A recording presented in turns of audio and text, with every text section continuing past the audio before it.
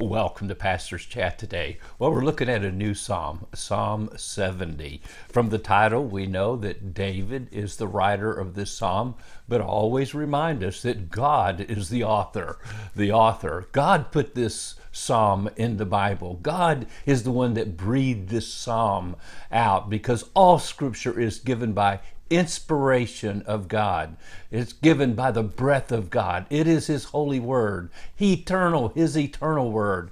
And David just got the privilege of being the writer of many of these psalms. He was the human instrument that God used to bring us these great psalms of praise and also pleas for prayer, pleas for help. And so we see that this is one written by David. It says to the chief musician, which means David meant for this psalm to be sung and the temple worship, and then also he adds to it to bring to remembrance. It seems to be a memorial psalm.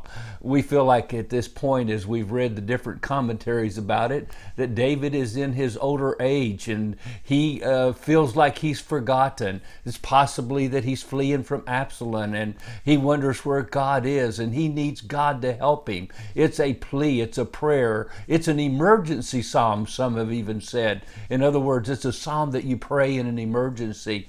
Now, if you read the Psalms regularly and you start in Psalm 1 and you read regularly through the Psalms like I've encouraged you to do, and you come to this psalm, you think, I thought I already read this. And absolutely you did, because back in Psalm 40, you read almost, with a few exceptions, the exact same words in Psalm chapter 40 in verses 13 through 16.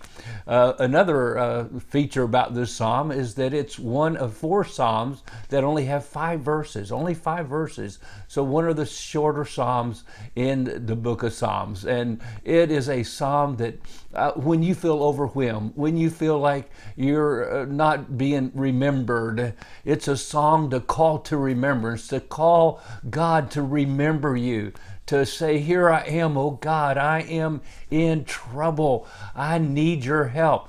And we believe that's why it gets repeated, because it's a prayer that we often pray. Oh God, help me. Here I am. Oh God, where are you? I need you now. Right now, Lord, you're taking too long. Make haste, oh God, to come. So let's read it and you'll see what we're talking about. Verse 1, make haste, O God, to deliver me. Make haste to help me, O Lord. Let them be ashamed and confounded who seek my life. Let them be turned back and confused who desire my hurt. Let them be turned back because of their shame who say, aha, aha.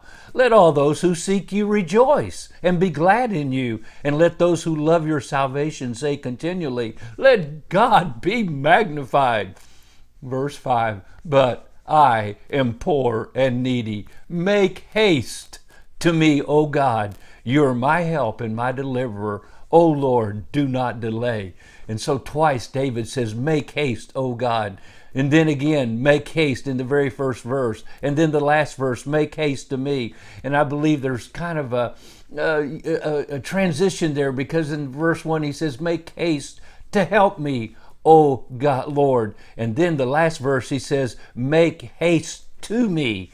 To me. David is saying, I need your help, but more than I need your help, I need you. I need you. And my friend, when we understand how much we need Him and we lean on Him, and you will seek me and find me when you search for me with all your heart, He will be there for us. And so what a great psalm to help us to cry out often. Twice this psalm is repeated in the book of Psalms. Why?